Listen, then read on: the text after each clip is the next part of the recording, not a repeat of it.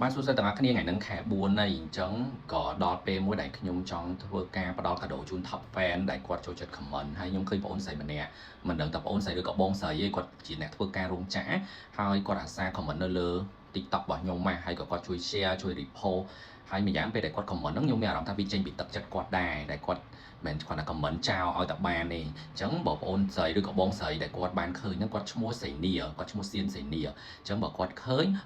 បងស្រីអាចតាក់ទងមកខ្ញុំបានណាខ្ញុំនឹងផ្ដល់កាដូជូនជាការវះកាត់កែតម្រង់ចំហជូនដែលអត់គិតថ្លៃព្រោះខ្ញុំធ្លាប់ប្រកាសឲ្យថា top fan ដែលចង់កែសម្ផស្សជួយ comment ជួយ report ជួយអីទៅហើយខ្ញុំនឹងរើសម្នាក់2នាក់3នាក់4នាក់5នាក់តាមតែខ្ញុំទំនេរអាចជួយធ្វើបានអញ្ចឹងណាហើយឥឡូវហ្នឹងវាខែចូលឆ្នាំផងខ្ញុំក៏ចង់ជូនកាដូដល់អតិថិជនខ្ញុំម្នាក់ឬក៏ fan ខ្ញុំម្នាក់ដែលបានជួយ like ជួយ page Dr. Rasi Plastic Surgeon ហើយក៏អរគុណសម្រាប់ការគ្រប់គ្រងស្នាដៃរបស់វិជ្ជបណ្ឌិតជនជាតិខ្មែរ